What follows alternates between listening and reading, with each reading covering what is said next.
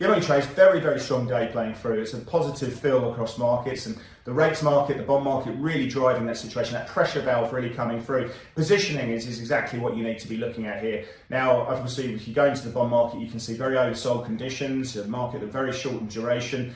And as we've gone through the turn of the new month, you've seen good buying in treasuries, gilts, European government bonds. As we went through that European trading session, we hit the US ISM manufacturing number, and that came in weaker than expected at 50.9 relative to 52.0 consensus. The employment subcomponent, the new order subcomponent, both going into contraction, prices paid coming back a little bit and trading at the lowest levels for a couple of years. Now, the buying really centering in the belly of the curve. 5 and 7 year treasuries have called a strong bid. At one stage, we were trading down at 378, down about 31 basis point in fives. Now, we are seeing some sellers. Yields are started gravitating a little bit higher. But where we are seeing some really big moves is playing through in the real rates market. This is where you're looking at treasuries adjusted for inflation expectations.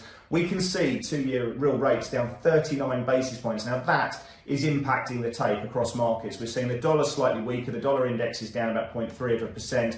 Cable's been well traded on the back of the U-turn from the government around the cutback on the 45% tax threshold for highest earners. Cable trade up to 112.80 on that, but we're trading around 113 at the moment. But where the buying has really manifested is in high beta effects, in the Kiwi, in the Aussie, in the Noki. Most players have had some really big moves. We've seen some big moves in commodity plays. Now, silver's up over 8%, one of its biggest moves since 2008. We're seeing gold testing $1,700, up over 2% as well. Well traded by clients, as we've seen with crude, which is up about 5% at the moment. Gasoline trading at 6%. Obviously, with regards to crude, it's all eyes on the OPEC meeting, and we get these 1 million barrel output cuts playing through. Now, equities has found some really strong flow playing through on the day. The Russell really blowing up on the market there. You can see that 98% stocks through the S&P finding buyers, really led by energy. So it's a really big positive flow. We're going to see Asia open up on the front foot as a result of this. It's a positioning exercise that we've been seeing. Now, as we've been watching as we go ahead, we are watching that RBA meeting. Keep an eye on the Aussie exposures. We are expecting a 50 basis point hike today.